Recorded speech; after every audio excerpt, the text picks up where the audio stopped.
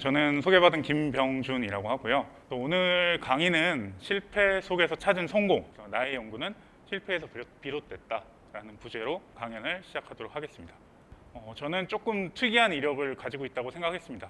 원래는 국어국문학과를 나왔는데 그 이후에는 카이스트에서 공학 석사를 했습니다. 석사 이후에는 잠깐 회사 생활을 했습니다.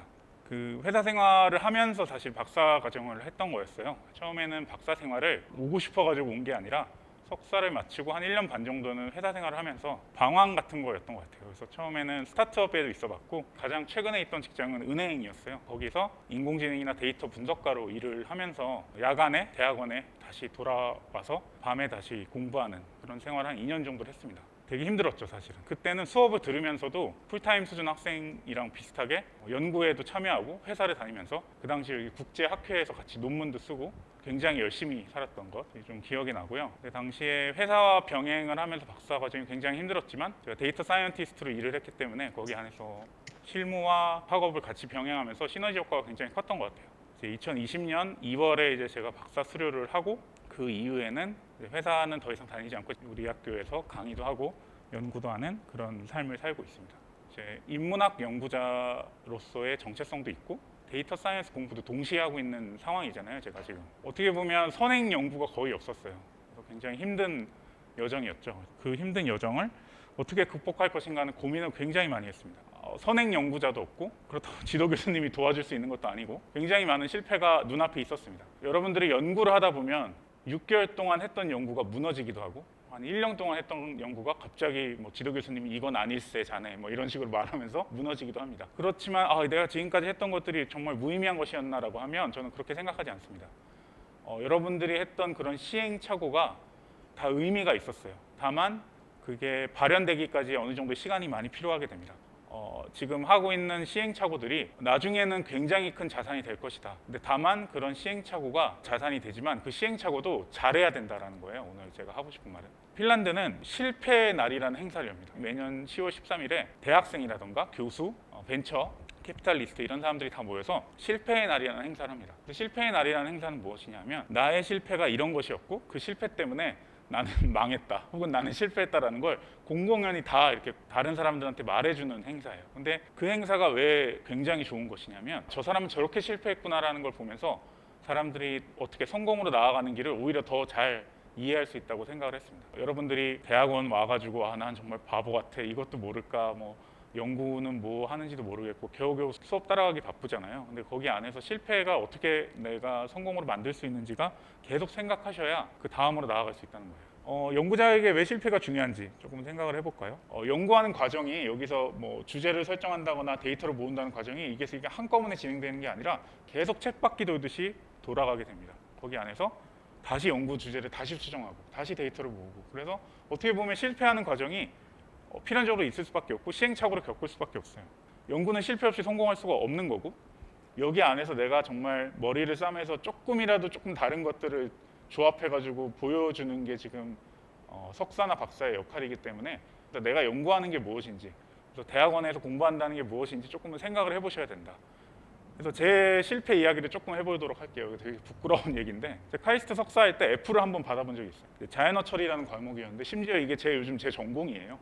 박사에서 배우는 전공인데 제가 석사 때 이제 카이스트 이제 수업을 들으면 이제 뭐 미적분도 잘 못했고 행렬 이런 것도 잘 몰랐는데 그 상태에서 그냥 무턱대고 들은 거예요. 듣다가 포기를 했어요. 너무 힘들어서. 그러다가 결국 F를 받긴 했는데 저는 이 수업에서 F를 받았기 때문에 이거 공부 제대로 해야겠다라는 더 마음가짐도 생겼어요. 그래서 여러분들은 대학원에서 뭔가 목표를 하나 정했으면 좋겠어요. 저는 대학원에서 목표는 내 분야에서 뭔가 전문가가 되는 게 논문으로 보여주고 싶었어요. 그래서 사실 석사 때 논문을 3편 정도를 쓰게 되는데요. 선택과 집중을 어느 정도 하긴 했었습니다. 그런 실패 안에서. 그래서 연구에 잘 실패하는 게 중요하다. 첫 1년은 한번 예스맨으로 살아보십시오. 첫 1년 혹은 2년 정도는 석사라면 한번 예스맨으로 살아보는 걸 매우 추천합니다. 지금 첫 1년째 혹은 학부 연구생이라면 가지고 있는 지적 자본이 없어요. 내가 가지고 있는 지적 능력이 그 위에 있는 사람들보다 떨어질 겁니다. 이게 뭐 IQ의 문제가 아니라 경험의 문제예요. 그러니까 논문을 한 번이라도 써본 사람과 써보지 않은 사람의 그 큰 갭을 메울 수가 없습니다. 처음에는. 그래서 만약에 새로운 연구 기회, 특히 공동 연구가 있다면 한번 예스를 외쳐보십시오. 그래서 프로젝트 같은 것들을 계속 하면 참여를 일단은 예스맨으로 살아보라라는 거였고요. 가장 위대한 논문은 씌어진 논문이다라는 말을 제가 굉장히 좋아합니다. 좋은 주제의식과 결과가 있더라도 씌어지지 않으면 논문이 아닙니다. 일단 투고를 하고 리뷰도 받아보고 그게 좋은 것 같아요. 어떻게든 완성된 하나의 글을 만들어내는 것, 논문의 형태로. 그 경험이 굉장히 중요합니다. 여러분들 이것도 팁인데요. 지도교수를 많이 괴롭히십시오. 저는 학사, 석사, 박사가 지도교수님이 다 다르고 학사, 석사, 박사 지도교수님이랑 논문을 다 썼습니다. 지도교수는 한 분이 아니라고 생각합니다. 저는 여러 분야의 연구자들과 계속 공동 연구를 꼭 해보십시오. 저는 공동 연구를 그래서 추천하는데 여러분들이 실력이 부족하기 때문인 것도 있고 요즘 같은 세상에는 공동 연구가 돼야 정말 좋은 연구가 나오는 어떤 학계의 풍토도 있습니다. 심지어 그것이 인문학 연구에서도 가능합니다. 그래서 나 혼자 했었을 실패가 지도교수를 괴롭히면서 계속 줄어들게 되고 그 실패가 오히려 의미를 갖게 됩니다. 자, 그 다음은 조금은 더 사소한 팁을 조금 이제 쭉 얘기를 해보도록 하겠습니다. 여러분 혹시 논문 서지 소프트웨어를 아시나요? 대학원 생활은 생산성과의 싸움이에요. 어떻게 생산성을 올릴 것인가가 연구자의 승패를 정합니다. 논문 서지 소프트웨어를 반드시 사용하십시오. 인문학 쪽은 이제 국내 논문, KCI 논문 같은 경우는 논문 서지 소프트웨어가 잘 안 되는 경우도 있는데요. 그럼에도 사용하십시오. 저는 이제 맨들레이를 쓰는데 엔드노트를 쓰든 뭐 맨들레이를 쓰든 조테로라는 프로그램 쓰든 상관없습니다.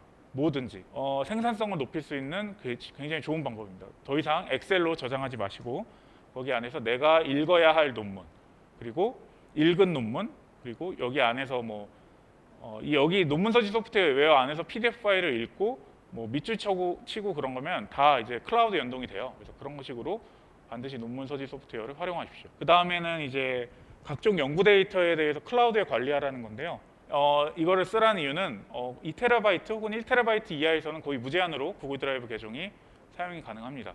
내 연구 데이터를 어디 이제 처박아 두지 마시고 다 클라우드화 해가지고 연구실, 집, 다른 곳 해가지고 다 클라우드로 바로바로 확인할 수 있게 연구 데이터를 반드시 클라우드로 관리를 꼭 해주십시오. 그 다음은 이제 앞에 그 논문 서지 그 소프트웨어 이야기랑 좀 비슷한 건데요. 구글 스칼라도 좋고 다양한 소프트웨어 프로그램이 있어요. 요즘에는 다양한 사람 저자를 팔로우 꼭 해주십시오.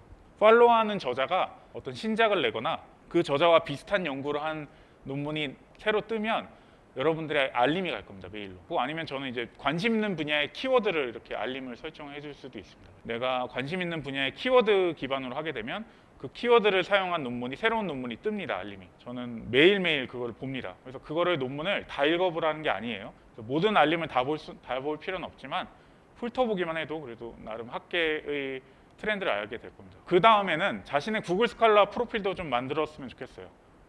저는 작은 인연에서 큰 기회를 발견한다는 걸 항상 마음에 쓰고 있습니다. 모르는 게 있거나 그러면 메일 한번 보내보십시오. 인맥을 쌓으라는 게 아니에요. 왜냐하면 내가 그 분야의 연구에 대해서 계속 관심을 갖게 됩니다. 그리고 그 소통을 하는 과정에서 자연스럽게 발표 기회도 얻게 되고 논문도 쓰게 됩니다. 그리고 공동 연구자로서 그런 분들이 팀을 만들 수도 있고요. 지금 내 있는 것보다 조금 더 선배들에게 한번 이야기를 하면서 한번 네트워크를 만들어 보십시오. 학술지 논문 투고 경험을 꼭 해야 된다고 저는 생각을 합니다. 특히 석사 과정의 경우 그 학위 논문 한 편 때문에 이제 학술지 논문 게재에 소홀한 경향이 있는데 저는 한번 첫 학기부터 한번 도전해봤으면 좋겠습니다. 학술 때 발표도 마찬가지고 어떤 기회가 생기거나 그러면 나의 논문을 한번 리뷰를 받아보는 과정 그리고 마지막에 그 투고해가지고 투고한 다음에 리뷰 받은 다음에 거절될 수도 있어요. 하지만 그 리뷰를 받고 내가 이렇게 됐구나라는 엄청난 발전을 하게 될 겁니다.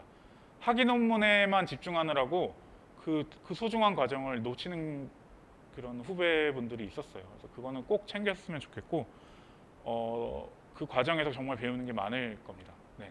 자기가 1저자가 아니어도 돼요. 2저자더라도 좋습니다. 그리고 이제 내 연구를 알리는 게 굉장히 중요하다. 관종 연구자가 살아남는 시대입니다. 여러분. 내 연구를 알리셔야 돼요.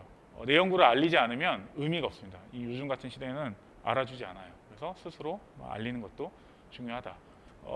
제가 마지막에 이제 시를 좀 얘기를 해보려고 해요. 이제 여러분들이 지금 앞에 펼쳐져 있는 수많은 불확실성 그리고 불확실한 희망 그런 것들도 중요하지만 저는 여기 시인이 말한 것처럼 오늘의 확실한 절망 이런 것들도 인생에 굉장히 큰 도움이 될 수 있다. 저는 이 말이 굉장히 저한테 큰 위로가 됐거든요. 그 부정성에서 나타나는 것, 실패에서 성공으로 나아가는 그 과정이 저는 이거랑 굉장히 닮아 있다고 생각했습니다. 부정적인 것만 보일 수 있겠지만 거기 안에서 저는 차라리 확실한 부정을 보고 확실한 절망을 보면서 어떤 긍정으로 나아갈 수 있는 디딤돌이 될 수 있다고 생각을 하고요. 고통을 한번 직시해 보고 내가 할 수 있는 최선의 것들을 생각해 보면 그런 연구자가 됐으면 좋겠습니다.